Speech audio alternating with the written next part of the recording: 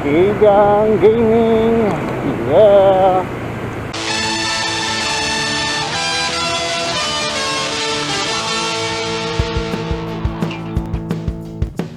Dito sa Kaigang, ito talaga yung ewan ko, hindi ako nagsasapunta rito.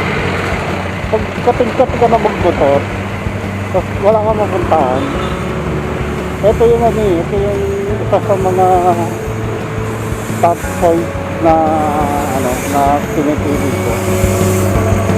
Kasi lang yan kung hindi Tagaytay, Kaigang, Baile, pero kung talagang ride na ride lang ang gusto mo, dito ka na sa Kaigang. Tahimik, hindi ka tulad sa Tagaytay, medyo nagta-traffic doon kasi.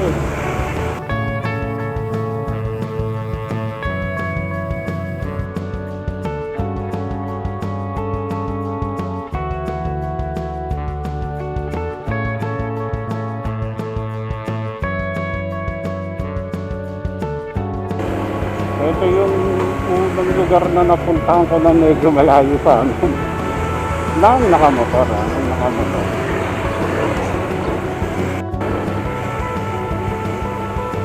Siguro kasi mas convenient sa akin ng Kaigang dahil nga taga Cavite lang rin kami.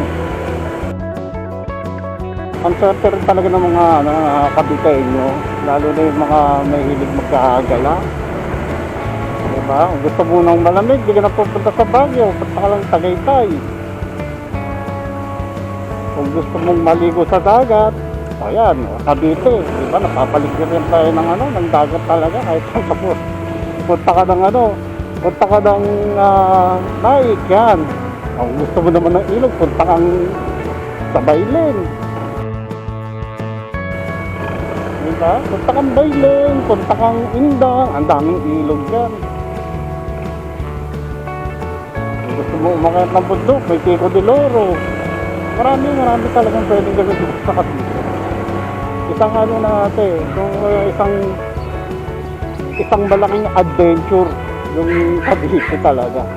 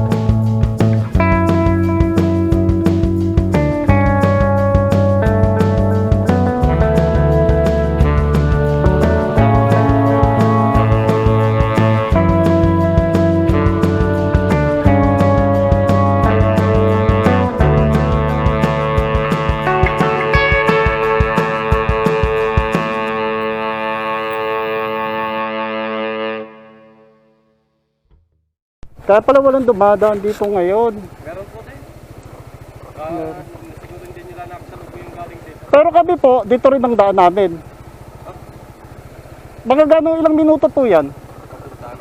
Patakyat. Wala, mga sakit lang yan. Ay lang, ay papa mo. Oh, dami rin pala no? Ito sila paano naman? Palusong naman sila. Nagpapalusong. Ano babe, gusto mo? Maluwan naman ho yan. Pagdating ko doon sa may tanong. So, kailan pa po yung landslide na yan, sir? Mga 2 months na. 2 months pa lang. O, sige.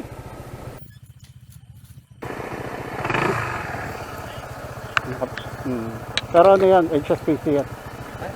Sa atin, standard lang. Para paano daw na? Para-set pa. Reset ba po? Para sa ahon, no? Hindi, ano yan? Walang HSPC yan. Wala. Reto na yan. Tinatanggal yung HSPC na mahina kapag naka-HSPC. Pag yung NMAX yun, nag-ano siya. Oo. Ayaw niya magpawalan.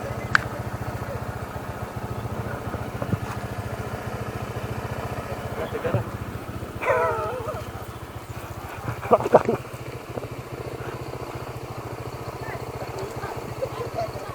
pa siya daw, sa taas. Dalawa pa yata yan. Ano ba yan? Ilan yan?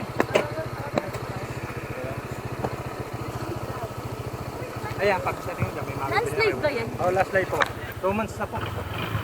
Ano po yan? Sa bagyo? Dahil sa bagyo? Oo. Lalo sa Baguio. Huhukayin ulit? Oo. Wala, hindi na hindi ubra ng ano. Dapat bulldozer dyan. Ah, kanya?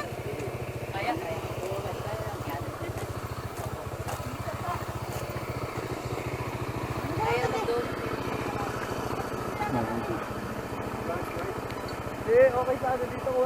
Landslide ka din. Wala naman. Kaya pala sabi ko, ba't wala tayong nakasalubong? Parang close na. Kaya pala walang dumadaan na iba. Kaya na. Yung mga kasama namin, dumiretso road, kaya pala ng gano'n. Meron kami nakasalubong dalawang motor eh. Sa malamang galing din dito yon. Inaahon din. Hanggang ano oras kayo dito sa nagaan? Ano na, huwag kayong duman pag 6. Diyan kayo diretso nyo, kay Biang. Opo. Tapos si saan na uwi nyo? Manila. Pwedeng diretso na kayo. Opo. Kamay nila. Pero malapit na ito may gas station kaya. Oh, dyan sa bayan ng Luwak, may gas station. O, paglabas nyo dyan sa kanto, meron na. Wala na kaming gas at ano? Sabi ko, wala na nakikita ang bahay. Tundok na.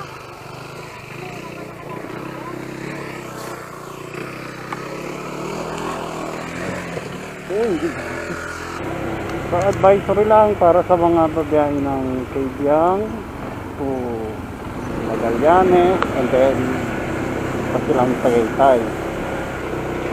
Kung gagamit kayo ng road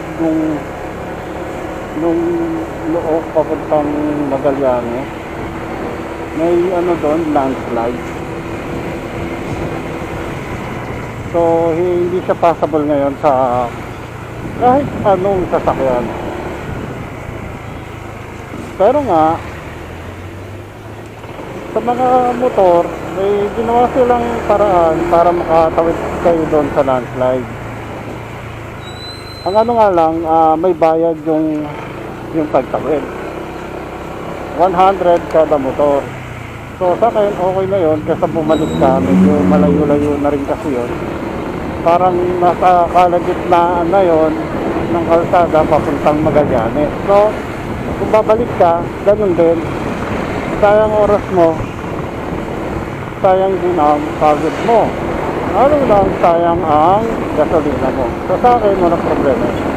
Okay na. Kasi medyo ano madikit lang yung daanan doon kasi lang talaga motor.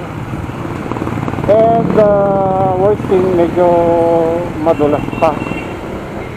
Kasi putik siya halos. So, ang gagawin mo, bibili na sa kanila yung motor mo, and then ikaw maglalakad ka na paakyat doon sa sa makeshift nilang daan. So, pataas siya, medyo challenging.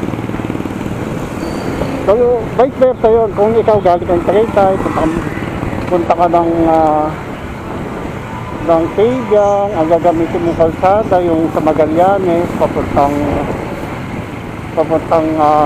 Kabyang, ganun din. Ride safe. Adios.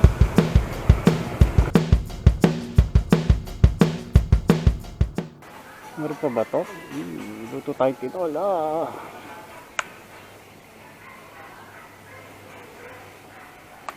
Taon sile.